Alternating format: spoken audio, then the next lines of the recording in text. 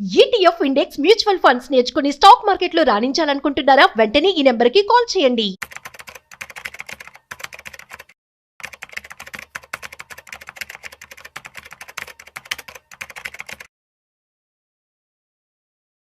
ఈ రోజుల్లో స్టాక్స్ గురించి, మార్కెట్ గురించి ప్రతి ఒక్కరికి, అంటే చిన్న లేదు, పెద్ద లేదు, మహిళలు, పురుషులు అన్న తేడా లేకుండా ప్రతి ఒక్కరికి అవగాహన ఉండాల్సిన అవసరం ఎంతైనా ఉంది. ఇలాంటి అవగాహన కోసం మన స్టాక్ మార్కెట్ అనలిస్ట్ సుందర్రామరెడ్డి గారు ఈరోజు నాతో పాటుగా ఉన్నారు. ప్రతి మార్కెట్లో జరుగుతున్న ప్రతి అంశాన్ని టచ్ చేద్దాం, ప్రతి విషయం గురించి పూర్తి పరిజ్ఞానాన్ని ఆయన నుంచి అందుకునే ప్రయత్నం చేద్దాం. నమస్తే సుందర్రామరెడ్డి గారు. అంటే స్టాక్ మార్కెట్ అనగానే ఒక సెక్షన్కే పరిమితం అయిపోవటం, కొంతమంది దాంట్లో ఎవరైతే ఇన్వెస్ట్ చేస్తారో వాళ్ళే చూసుకోవటం, ఇలాంటి పద్ధతి ముఖ్యంగా మన కల్చర్లో కొనసాగుతుంది. కానీ ప్రజెంట్ మారుతున్న ట్రెండ్ ప్రకారం ప్రతి ఒక్కరికి అవగాహన అవసరం అండి. ఈ ఫీల్డ్ ఆ ఫీల్డ్ అని లేదు, ఇంట్లో ఉంటున్నామా బయట ఉంటున్నామా అని లేదు, మన చుట్టూ ఏం జరుగుతోంది, మార్కెట్లో ఎలాంటి మార్పులు వస్తున్నాయి, ఏ కంపెనీ పైకి వెళ్తుంది, ఏ కంపెనీ కిందకి వస్తుంది, మనం ఎక్కడ దాచుకోవాలి, ఎక్కడ ఖర్చు పెట్టాలి, ఇలాంటి పూర్తి వివరాలు మీలాంటి ఎక్స్పర్ట్స్ సలహాలు కనుక మనం అందించగలిగితే ఎంతో మందికి ఉపయోగకరంగా ఉంటుందండి. మొట్టమొదటి నాకున్న ఒక చిన్న అనుమానం మీ ముందు పెడతాను. ప్రతి ఒక్కరికి సొంతింటి కళ ఉంటుంది. ఎట్టి పరిస్థితుల్లో మనం ఏదైనా చేసి సొంతిల్లు ఉంటే చాలు, పచ్చడి తిని బతకొచ్చు అనే నానుడి మనం అందరం సహజంగా వింటూ ఉంటాం. ఈ సొంతింటి కళని తక్కువ జీతం, ఫర్ ఎగ్జాంపుల్ ఒక 25,000 జీతం వస్తుంది, లేదా ఒక 30,000 జీతం వస్తుంది అనుకున్నాం. వారు సొంతింటి కళ నెరవేర్చుకోవాలనుకోండి, ఎలా ప్లాన్ చేసుకోవాలి సుందరరామరెడ్డి గారు? రైట్. సో ఒకప్పుడు అంటే ఒక 30-40 ఇయర్స్ బ్యాక్ ఇప్పుడున్నంత ఇన్కమ్ లేదు, ఇప్పుడున్నంత రేట్లు కూడా లేదు. అప్పట్లో ఇల్లు కొనటం చాలా ఈజీ. శాలరీ తక్కువ ఉన్నా సరే మన పేరెంట్స్ కనుక చూసుకుంటే, మన తాతలు కనుక చూసుకుంటే తక్కువ ఇన్కమ్ తోటే సొసైటీ అంతా కూడా అందరికీ తక్కువ ఇన్కమ్ ఉండేవాళ్ళు అప్పట్లో. అండ్ అందరిలో ఈక్వలెంట్గా సర్వే అయ్యేవాళ్ళు అప్పట్లో. అందుకని ఇల్లు కూడా తక్కువ రేటుకే వచ్చాయి. ఈ మోడర్న్ పద్ధతిలో ఏమైందంటే డిఫరెన్స్ పెరిగిపోయింది అనమాట. ఐటీ జాబులు చేసే వాళ్ళకేమో హయ్యర్ శాలరీస్, అంటే వేరే ప్రొఫెషనల్ చేసే వాళ్ళకేమో తక్కువ శాలరీ, డిఫరెన్స్ ఎక్కువైపోయింది. అందుకని సొసైటీలో ఏంటంటే ఇప్పుడు ఆ హయ్యర్ శాలరీ వాళ్ళ కోసం అన్నట్టు వాళ్ళ దృష్టిలో పెట్టుకొని రియల్ ఎస్టేట్ రేట్స్ అన్ని పెరిగిపోయినాయి. అందుకని చిన్నోళ్ళకి అందుబాటులో రేట్లు ఉన్నాయా ఈ 2026లో అంటే ఖచ్చితంగా లేదు. ఇవాళ రేపట్లో సిటీలో, పర్టికులర్ హైదరాబాద్ లాంటి మెట్రో సిటీస్లో ఇల్లు కొనాలంటే ఒక సింగిల్ బెడ్రూమ్ రఫ్గా అరౌండ్ 30 to 40 lakh అవుతుందండి. అవునండి, లొకేషన్ బట్టి మారచ్చు. ఓకే, అందుకని కరెంట్ మోడర్న్ ఏరియాలో ఎవరైనా సరే 25,000-30,000 సంపాదించుకునే వాళ్ళు ఇల్లు కొనాలి అనుకుంటే కనుక అది కల్లాగా ఉండాల్సిన అవసరం ఏం లేదు. ప్లాన్ చేసుకుంటే ఆ ప్లానింగ్ ఏంటంటే, మీరు ఏదైనా కొనాలి అనుకున్నారనుకోండి, సపోజ్ ఒక 20 years 30 years అలా ప్లాన్ చేసుకోవాల్సి ఉంటుంది. ఎందుకంటే రెంటే, సింగిల్ బెడ్రూమ్ రెంటే 10 నుంచి 15,000 నడుస్తుంది. మీ శాలరీ మొత్తం కలిపి కూడా 30,000 ఉంది కదా. అందుకని అన్ని ఖర్చులు పోను మీకు ఎంత మిగులుతున్నాయి, అన్ని ఖర్చులు పోను. సపోజ్ ఒక సింగిల్ బెడ్రూమ్లోనో లేకపోతే సింగిల్ రూమ్లోనో అడ్జస్ట్ అవుతున్నారు అనుకోండి, మంత్లీ ఒక 5,000 10,000 సేవ్ అవుతుంది. ఒక 5,000 సేవ్ అవుతుంది అనుకుందాం, ఖర్చులన్నీ పోను. ఈ 5,000 రూపాయలని మనం జాగ్రత్తగా మార్కెట్లో కనుక ఇన్వెస్ట్ చేసుకుంటే, అంటే ఒక 20 years టైం కనుక ఇస్తే, 20 years 25 years కనుక టైం ఇచ్చారనుకోండి, రిటైర్మెంట్ కల్లా లేదా వాళ్ళ అబ్బాయిలు పెద్ద కల్లా కనుక డెఫినెట్గా ఇల్లు కొనుక్కునే ప్లానింగ్ వస్తుంది. ఓకే, కానీ ఆలోచన ఎలా ఉంటుందంటే సుందరరామరెడ్డి గారు, వన్స్ మనము ఒక 25,000 మనకు ఒక జీతం వస్తుందా, లేదా ఒక 30,000 వస్తుందా, ఇమ్మీడియట్గా ఒక 2 years తర్వాత సొంత ఇంట్లోకి వెళ్ళిపోవాలి.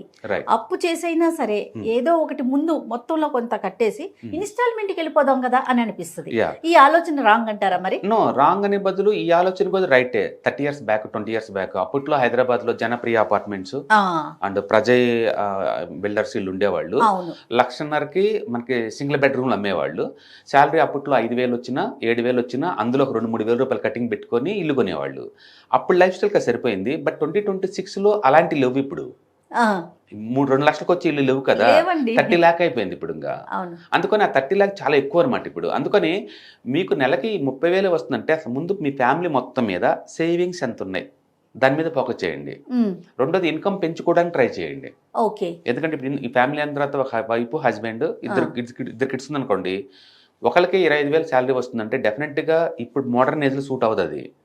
ఇన్కమ్ పెంచుకోవాలంటే రెండో వ్యక్తి ఆ స్పౌస్ఫుల్ వర్క్ అని చేయాలి, లేదా వీళ్ళు స్కిల్ డెవలప్ చేసుకొని కొత్త ఇన్కమ్ అని క్రియేట్ చేసుకోవాలి. మనం పీనస్కి ఎక్కువ రోజులు ఉండలేము. ఖర్చు తక్కువ కదా, అవును సంవత్సరం పెరుగుతూనే ఉంటుంది.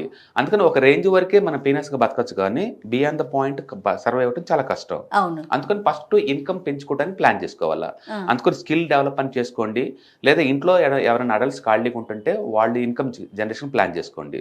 సపోజ్ ఇద్దరు అడల్ట్స్ ఉందనుకున్నారనుకోండి, ఒక retail showroom like DMart, Reliance, trends లాంటివి చూసుకున్నా తక్కువ అంటే 15,000 ఇస్తారు. అప్పుడు 30 నుంచి 35,000 దాకా వస్తాయి ఇద్దరు వర్క్ చేస్తున్నారు. సింగిల్ రూమ్లో కనుక ఉన్న ఫ్యామిలీ వాళ్ళు అప్పుడు రెంట్కి ఒక 5,000 7,000 పోయినా ఒక 10,000 సేవ్ చేయొచ్చు. అందుకని ఎవరైనా సరే ఒక 10,000 పర్ మంత్ సేవ్ చేసే కెపాసిటీ కనుక ఉంది అంటే డెఫినెట్గా they are eligible to get the house అనమాట, లాంగ్ టర్మ్ పాయింట్ ఆఫ్ లో. అయితే ఇప్పుడే మీరు ఇనిషియల్ మార్జిన్ కింద ఎంతకంత అమౌంట్ కట్టి బ్యాంకులో లోన్ తీసుకుని ఇల్లు కొన్నారు అనుకుందాం, సినారీ నెంబర్ 1. డెఫినెట్గా ఒక 50 లక్షల ఇల్లు అనుకోండి, అది మనం కట్టేది ఒక 10 లక్షకే బిల్డర్ నీకు ఇచ్చారనుకోండి, మిగతా 40 లక్షలకైతే మీరు ఈఎంఐ కట్టాలి కదా, లోన్ కింద వెళ్తాం కదా. ఆ లోన్ కింద 40 లక్షలకి మీరు 30 సంవత్సరాల వరకు నెలకి యావరేజ్ మీద 35,000 దాకా కట్టాల్సి ఉంటుంది, 30,000 కట్టాల్సి ఉంటుందండి 40 లక్షలకి. అసలు మీకు మిగులుతుంది 10,000 కదా. కానీ ఎలాంటి ఆలోచన వస్తుందంటే, రెంట్ ఎట్లాగో ఒక 10,000 ఇస్తున్నాం కదా, ఇంకొక 20-25,000 కష్టపడితే ఇల్లు మంది అయిపోతుంది కదా. అది ఓపెన్ కరెక్టే. ఇల్లు కొనటం వల్ల మనకు వచ్చిన అడ్వాంటేజ్ ఏంటంటే ఈ పెరిగే రెంటల్ నుంచి తప్పించుకోవచ్చు. సో రాను ఏమవుతుందంటే రెంటల్ పెరగడం తప్ప తగ్గడాలు ఏమి ఉండదు, అందుకని నీకు రెంటల్ సేవ్ అవుతుంది. కానీ వాట్ అబౌట్ అఫోర్డబిలిటీ? ఆ ఫ్యామిలీలో వాళ్ళకి అఫోర్డబిలిటీ లేదు. అది అంటే ఒక్కసారి ఇంటి కమిట్మెంట్ వస్తే 30 ఇయర్స్ ఖచ్చితంగా పే చేస్తూనే ఉండాలా. రెండోది జాబ్ వేరే సిటీకి మూవ్ అయింది అనుకోండి, మళ్ళీ కొత్త స్ట్రెస్, అదొక కొత్త స్ట్రెస్. పోనీ హైదరాబాద్లోని ఈ మూల ఉన్నప్పుడు ఆ మూల జాబ్ వచ్చింది అనుకోండి, రోజుకి 30-40 కిలోమీటర్స్ జర్నీ చేయాల్సి ఉంటుంది. అందుకని వర్క్ చేసే ప్లేస్ దగ్గరనే మీకు హౌస్ ఉందనుకోండి, చాలా కంఫర్ట్గా ఉంటుంది. అందుకని ఫస్ట్ ఆఫ్ ఆల్ మీరు ఇల్లు ఎందుకు కొందాం అనుకుంటున్నారు క్లారిటీ ఉండాలా. ఎక్కువ మంది చేసే తప్పు ఏంటంటే జాబ్ రాగానే ఒక ఇల్లు ఉంటే మ్యారేజ్ చేసుకోవచ్చు అనుకుంటారు. ఇల్లు ఎప్పుడు కూడా ఏంటంటే ఫ్యామిలీ కొంచెం పెద్దగా అయిన తర్వాత ఏజ్ 40-45 టైంలో అది మంచి ఐడియల్ టైం అనమాట. ఎందుకంటే అప్పటికి క్లారిటీ ఉంటుంది, నేను ఎక్కడ సెటిల్ అవుతాను, ఎక్కడ మా ఫ్యామిలీ కంఫర్ట్ గా ఉంటుంది, అవును. ఎందుకంటే యూత్ లో ఉన్నప్పుడు వాళ్ళు ఎక్కడెక్కడో తిరుగుతుంటారు, ముంబై అవుతారు, బెంగళూరు అంటారు, హైదరాబాద్ అంటారు, ఎక్కడ జాబ్ ఉంటే అక్కడికి వెళ్ళిపోతారు.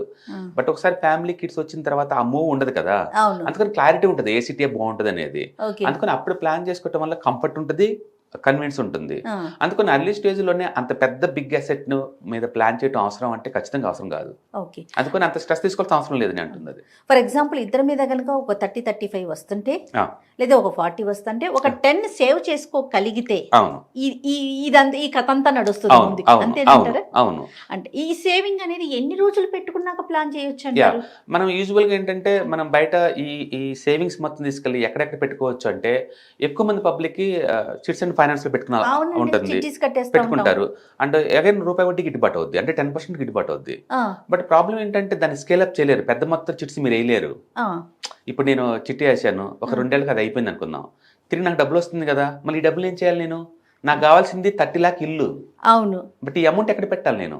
మళ్ళీ వేరే వాళ్ళకి ఇస్తే రిస్క్ ఎక్కువ ఉంది కదా. పోనీ పెద్ద చిట్టీలు వేద్దాం అనుకుంటే వాడు ఎప్పుడు ఎగిరిపోతారు భయం. అందుకని చిట్టికి ఒక లిమిటేషన్స్ ఉన్నాయి. అది కోట్లలో మనం వేయలేము, లక్షల్లో వేయలేము, చిన్న చిన్న చిట్టీలు అయితే వేయగలుగుతారు. కాబట్టి రిస్క్ ఎక్కువ, రివార్డ్ ఏమో 10% ప్రయాణం చొప్పున వస్తుంది. ఒక విమెన్ గా నాకు ఒక చిట్టీలు అనేది జనరల్ గా లోక సహజం. గోల్డ్ మీద ఇన్వెస్ట్ చేస్తే ఎలా ఉంటుంది అనే ఆలోచన వస్తుంది. డెఫినెట్ గా అప్పుడేమవుతుంది, నీకు మిగులుతుంది నెలకి 10,000 కదా. నెలకి 10,000 చొప్పున మనం ఏదైనా గోల్డ్ స్కీమ్ లో జాయిన్ అయినాం అనుకోండి, మీకు యావరేజ్ మీద అది కూడా 10-12% గిట్టుబాటు అవుద్ది. 10-12%. కానీ ఖచ్చితంగా గోల్డే కొనుక్కోవాలి కదా స్కీమ్ అయిపోయిన తర్వాత. గోల్డే నా టార్గెట్ ఇల్లు కదా. నా టార్గెట్ ఇల్లు అయినప్పుడు గోల్డ్ ఏం చేసుకోవాలి నేను?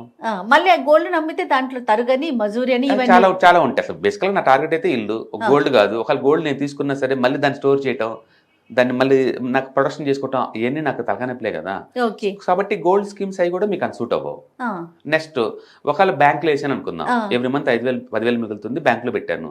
బ్యాంకులో మీకు క్యాపిటల్ గ్యారంటీ ఉంటుంది, కానీ వడ్డీ నీకు ఎంత వస్తుందంటే ఇయర్లీ యావరేజ్ మీద 6-7% వస్తుంది ఎఫ్డి చేసుకుంటే. పైగా దాని మీద వచ్చే డబ్బుల్లో కూడా కొంతవరకే నీకు ట్యాక్స్ ఎగ్జంప్షన్ ఇస్తాడు. డెట్లో ఇండివిజువల్ ట్యాక్స్ ఎంత ఉందో అంత వేస్తుంటారు. అది లాంగ్ టర్మ్ క్యాపిటల్ గెయిన్స్ తప్పించుకోవాలంటే మినిమం 2 ఇయర్స్ అలా ఉండాలి దాంట్లో. అది కూడా అంత గ్రోత్ లేదు, సో అది కూడా మీకు సూట్ అవ్వదు. ఇంకా మరి ఈ డబ్బులతో ఎలా ప్లాన్ చేసుకోవాలా? అంత పెద్ద అసెట్ కొనాలంటే నాకున్న ఇంత చిన్న మొత్తం ఒక 10,000 నేను సేవ్ చేయగలుగుతున్నాను, నేను ఎలా కొనాలి? అలాంటి వాళ్ళకి స్టాక్ మార్కెట్ కంపెనీతో పిచ్చారు. అందరు స్టాక్ మార్కెట్ అంటే ఓన్లీ స్టాక్స్, కంపెనీస్, రోజు టీవీలో చూపించే ఈ రోజు మార్కెట్ క్రష్ అయిపోయింది, ఈ రోజు మార్కెట్ పెరిగింది, ఈ న్యూస్ అనుకుంటారు.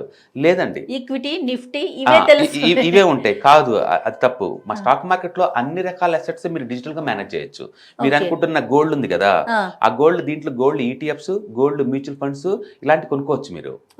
Gold features, gold options different format లో స్టాక్ మార్కెట్ లో ఏ వింగ్స్ వస్తాయి? ఇందులో మీకు గోల్డ్, సిల్వర్ ఇలాంటి కొనుక్కోవచ్చు. రియల్ ఎస్టేట్స్ రెంటల్ లాగా ఇచ్చుకునే ఆలోచన ఉందనుకోండి, రీడ్స్ అని దొరుకుతాయి.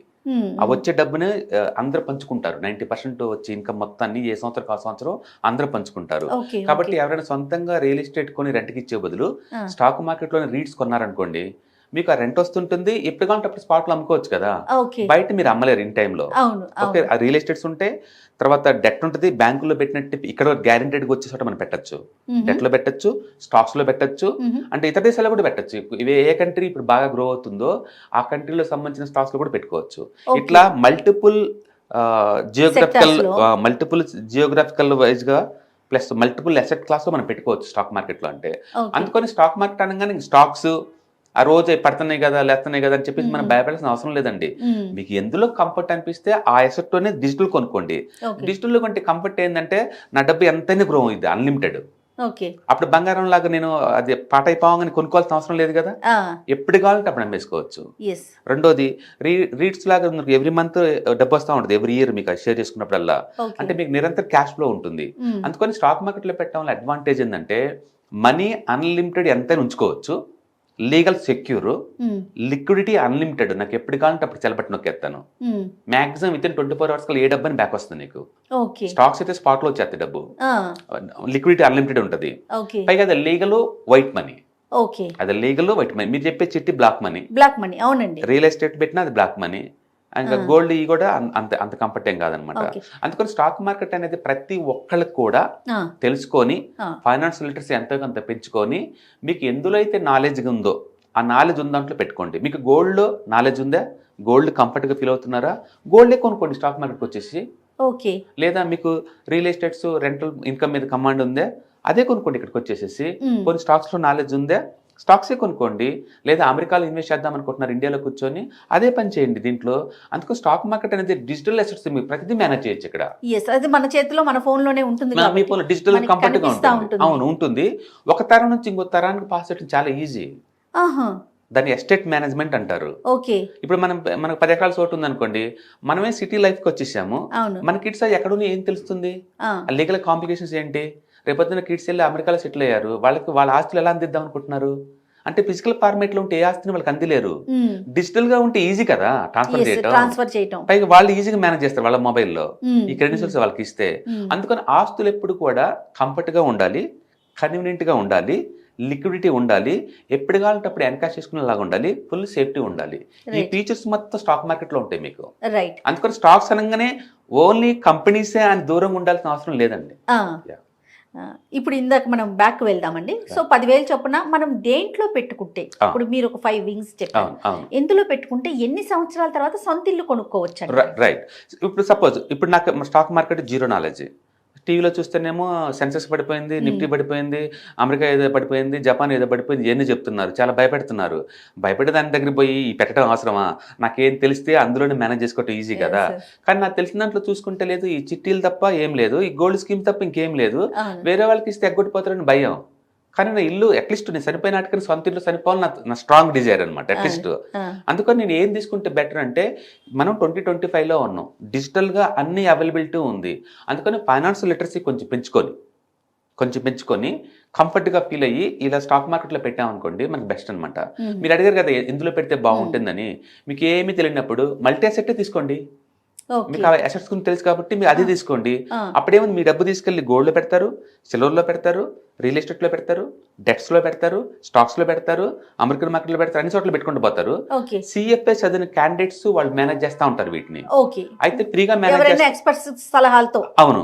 అప్పుడు వాళ్ళైనా దేంట్లో పెడతారు అంటే, మార్కెట్లో ఏది చీపర్గా వస్తుంటే ఆ అసెట్ క్లాస్లో పెడుతుంటారు, ఏది కాస్ట్లీ అయిపోతుంటే వాటిని నమ్మేస్తూ ఉంటారు వాళ్ళు. కాబట్టి వాళ్ళు గేమ్ షో రన్ చేస్తుంటారు. మనకి కన్వీనియంట్గా కంఫర్ట్గా హిస్టారికల్ డేటా లాస్ట్ 30 years మనం చూసామనుకోండి, నీకు 12 to 50% వచ్చే ఛాన్స్ ఎక్కువ ఉంది. అయితే గ్యారంటీడ్గా వస్తుందా అనే పదం వాడామనుకోండి, డెట్ ఫండ్స్ తప్ప ఏటికి గ్యారెంటీ అనే పదం వాడకూడదు మీరు. ఎస్. అందుకని షార్ట్ టర్మ్లో అప్ అండ్ డౌన్ అవుతుంది. మనకి హిస్టారికల్ డేటా చూసినప్పుడు మాత్రమే కంఫర్ట్గా ఫీల్ అవుతాం. ఓకే. హిస్టారికల్ డేటా ఏం చెప్తుందంటే మీకు యావరేజ్ మీద మల్టీ అసెట్ అలొకేషన్ ఫండ్లో కనిపెడితే మీకు యావరేజ్ మీద 12 to 15% వస్తుంది. యావరేజ్ మీద 5 years మీద. ఎవ్రీ ఇయర్ లా రాదు, ఎందుకంటే ఏదో ఒక అసెట్ అయ్యి అవుతుంది కాబట్టి. ఇప్పుడు ఎగ్జాంపుల్ లాస్ట్ ఇయర్ మనం చూసాం అనుకోండి, గోల్డ్ లాస్ట్ ఇయర్ 60% మూవ్ అయింది. అవునండి, 60%. అంతమంది సంవత్సరం మూవ్ అవ్వలేదు కదా, అందుకని ప్రతిసారి ఆ మూవ్ జరగవు. అదే టైం ఈ సంవత్సరం స్టాక్ మార్కెట్ బాగా డౌన్ అయింది, బట్ 2 years బాగా పెరిగింది కదా. అంటే కొన్ని అసెట్స్ పెరుగుతుంటే కొన్ని అసెట్స్ తగ్గుతుంటే బ్యాలెన్స్ అవుతా ఉంటాయి. ఈ ఎక్స్పర్ట్స్ ఏం చేస్తారంటే ఆ పెరిగే వాటిలో పెడతారు, పడే వాటిలో కట్ చేస్తూ ఉంటారు అనమాట. సుమారుగా ఇంత అమౌంట్ పెట్టుకోవాలి, ఇప్పుడు మల్టీ ఎసెట్స్ లో పెట్టుకోమన్నారు, ఇన్వెస్ట్ చేయమన్నారు. ఇంత అమౌంట్ ఇప్పుడు నా దగ్గర 10,000 ఉన్నాయి, నేను నెలకి 10,000 సేవ్ చేయగలను, మా లాంటి వాళ్ళకి ఎలిజిబిలిటీ ఉంటుందా? ఫర్ ఎగ్జాంపుల్ మీకు కావాలంటే డైలీ 10 రూపాయలు కూడా పెట్టుకోవచ్చండి. ఎవ్రీడే ఒక 10 రూపాయలు. మైక్రో సేవింగ్స్ అంటారు దాన్ని. మన దగ్గర డబ్బు ఉంటే 10 రూపీస్ కూడా పెట్టచ్చు. అంటే చాలా మంది 10 రూపీస్కి ఏమొచ్చింది అనుకుంటారు. డైలీ 10 రూపీస్ అంటే మంత్లీ 300 రూపాయలు అండి. మంత్లీ 300 రూపాయలు ఎస్ఐపి పెట్టేసి కెరీర్ స్టార్టింగ్లోనే, అంటే 20 ఏజ్లో కెరీర్ స్టార్ట్ అవుతుంది అనుకోండి, అప్పుడు పెట్టుకున్నారనుకోండి, 60 అప్పుడు రిటైర్మెంట్ చూసుకున్నారనుకోండి, రఫ్గా మీకు 1 crore వస్తుంది. Oh my god. అవును. ఇప్పుడు ఒక చిన్న కుండకి చిన్న రంధ్రం పెట్టింది అనుకోండి, మనం ఒక డ్రాపే కదా అనుకుంటాం. డ్యూటీకి వెళ్ళి సాయంత్రం వచ్చినప్పుడు చూడండి కుండంత ఖాళీ అయిపోతుంది. కుండంత ఖాళీ అయిపోతుంది. Simple concept. అందుకని ఏది తక్కువ కాదండి ఇక్కడ. రూపాయి కూడా దానికంటే ఒక వాల్యూ ఉంటుంది. అంటే మీరు ఒక 1 lakh రూపీస్ కనుక ఒకేసారి పెట్టేస్తే, బాబు పుట్టినప్పుడు ఎగ్జాంపుల్ కింద, బాబుకి 25 to 30 వచ్చే లోపల 1 crore పోగొద్దండి. అంటే జనాలు సెటర్లు వేస్తారు, అంత ఈజీ అయితే డబ్బులు ఎందుకు రావట్లేదు అని. నాలెడ్జ్ లేదు కాబట్టి మీరు దాన్ని ఎక్స్ప్లోర్ చేయలేకపోతున్నారు. బట్ వేరే ప్రపంచం కూడా ఉంది, నాలెడ్జబుల్ ప్రపంచం అంటే ఒకటి ఉంది. ఒకసారి చూడండి, దానికి 30 years హిస్టరీ ఉంది. నిఫ్టీ 95 లో స్టార్ట్ అయింది, 95లో. అప్పటి నుంచి ఇప్పటి వరకు అంటే 30 years హిస్టరీ ఉంది నిఫ్టీకి. సెన్సెక్స్ 40 years బ్యాక్ స్టార్ట్ అయింది. అప్పటి నుంచి ఇప్పటిదాకా హిస్టారికల్ డేటా మీరు చూసుకోండి, అప్పుడు మీకు క్లారిటీ వస్తుంది. అవును కదా, ఇంత వస్తుంది కదా, నేను కూడా పెట్టుంటే నాకు కూడా ఇంత వచ్చేది అని క్లారిటీ వస్తుంది అనమాట. అందుకని మీ గోల్ ఇల్లు కొనుక్కోవటం అయ్యి ఉండొచ్చు, కారు కొనుక్కోవటం అయ్యి ఉండొచ్చు, రిటైర్మెంట్ కోసం అయ్యి ఉండొచ్చు, లేదా ఒక టూర్ పోవటం కోసం, నెక్స్ట్ 1 year లో ఒక టూర్ పోదాం అనుకున్నా, ఆ టూర్ కావచ్చు. ఏదన్నా సరే ఒక ఖర్చుకు, పెద్ద ఖర్చుకి ముందే ప్లాన్ చేసుకోవటం ద్వారా మనం స్మూత్గా రెడీ అవుతుంది మన జర్నీ అనమాట. చాలా హ్యాపీగా అనిపిస్తుంది. ముందు నాలెడ్జ్ని గెయిన్ చేసుకోగలగాలి ఫస్ట్. మీరు అన్నట్లుగా మనీకి సంబంధించి, స్టాక్స్కి సంబంధించి మంచి నాలెడ్జ్ని కనుక గెయిన్ చేసుకోగలిగితే డెఫినెట్గా మనం ఎక్కడ ఇన్వెస్ట్ చేయాలనే ఒక ఐడియా ఆటోమేటిక్గా మాకు ఫామ్ అవుతుంది. అంటే మీలాంటి ఎక్స్పర్ట్స్ వర్క్ షాప్స్ నిర్వహిస్తున్నారు కదా సుందరం రెడ్డి గారు, ఎట్లా అంటే ఎప్పుడెప్పుడు పెడతారండి? అంటే every month literally 1 or 2 times online webinar జరుగుతూ ఉంటాయి. అది 6 hours ప్రోగ్రామ్ అనమాట. దాంట్లో మీకు ఈటీఎఫ్స్ అంటే ఏంటి, ఇండెక్స్ ఫండ్స్ అంటే ఏంటి, మ్యూచువల్ ఫండ్స్ అంటే ఏంటి, అసలు స్టాక్ మార్కెట్లో ఎన్ని ట్రేడింగ్ మెథడాలజీస్ ఉంటాయి, ఏమేమి ప్రొడక్ట్స్ ఉంటాయి, మీకు కాంప్రహెన్సివ్ గా ఒక స్టెప్ మార్కెట్లో ఎంటర్ అవుదాం అనుకున్న వాళ్ళందరికీ ఇది బాగా యూజ్ అవుతాయి అనమాట. సూపర్. ఓకే. సో ఈ కింద స్క్రోల్ అవుతున్న నెంబర్ పై మీరు రింగ్ చేశారనుకోండి, పూర్తి డీటెయిల్స్ మీకు ఇస్తారు. మీరు ప్రోగ్రామ్ అటెండ్ అయిన తర్వాత మీ ఫీడ్బ్యాక్ ఇవ్వచ్చు, మీరు ఇంటరాక్ట్ అవ్వచ్చు, మీకున్న డౌట్స్ అని అడగచ్చు, మీకు క్లారిటీ ఉంటుంది అక్కడ ఏం జరుగుతుంది. ఆన్లైన్ కాబట్టి మీరు వరల్డ్ లో ఏ మూల ఉన్నా అటెండ్ అవ్వచ్చు. Super super. ఓకే, మీరే తీసుకుంటారు క్లాసెస్? ఓకే, మార్నింగ్ నుంచి ఈవినింగ్ అరౌండ్ 7 o'clock అలా 6 o'clock 3 hours ఉంటుందండి. 6 to 9 అలా ఉంటుంది. 2 days ఉంటుంది. ఓకే, దీనికి రిజిస్ట్రేషన్ ఏమన్నా ఉందండి? కింద స్క్రోల్ అవుతున్న నెంబర్ పై రింగ్ ఇస్తే మీకు డీటెయిల్స్ పాస్ చేస్తారు. అంటే మీకు దీంట్లో ఈ నెక్స్ట్ ఫ్యూచర్ లో కూడా మీకు అవసరమైన కొత్త కొత్త ఈటీఎఫ్స్, మ్యూచువల్ ఫండ్స్ వస్తుంటాయి కదా, వాటిని ఎలా ట్రాక్ చేసుకోవాలా, ఎలా అనలైజ్ చేసుకోవాలా, అంటే ఏది తీసుకుంటే ఎంత రిస్క్ ఉందో మీకు క్లారిటీ ఉంటుంది. చాలా మంది ఏంటంటే దూరంగా ఉండి భయపడుతుంటారు, దాని బదులు దాన్ని తెలుసుకున్నారనుకోండి క్లారిటీ, కంఫర్ట్ అనిపిస్తుంది. మీరు నాకు ఇప్పుడు చెప్పిన దాంట్లో ఒక బెస్ట్ ఎగ్జాంపుల్ చెప్పారు. టమాటో మెత్తగా ఉంటే తీసుకోము, గట్టిగా ఉంటే తీసుకుంటాం, ఎందుకంటే మనకు అది చెప్పారు కాబట్టి. అలాగే ఫండ్స్ కూడా దీనికి సంబంధించి ఒక ఎక్స్పర్ట్ సలహా తీసుకుంటే డైరెక్ట్ గా మనమే ఇన్వాల్వ్ అవడానికి అవకాశం ఉంటుంది. సో వాటికి సంబంధించి మీరు వెబినార్లు, ఇలాంటి సెమినార్లు నిర్వహించడం, చాలా మందికి అవగాహన కల్పించడం చాలా సంతోషం అనిపిస్తోందండి. దీనికి సంబంధించి చూసే ఆడియన్స్ కి ఎవరికైనా సరే ఈ సెమినార్ లో పార్టిసిపేట్ చేయాలి అనుకుంటే కనుక కింద స్క్రోల్ అవుతున్న నెంబర్ కి ఒక్కసారి కాంటాక్ట్ అవ్వండి. థ్యాంక్ యూ అండి, థ్యాంక్ యూ సో మచ్. నమస్తే.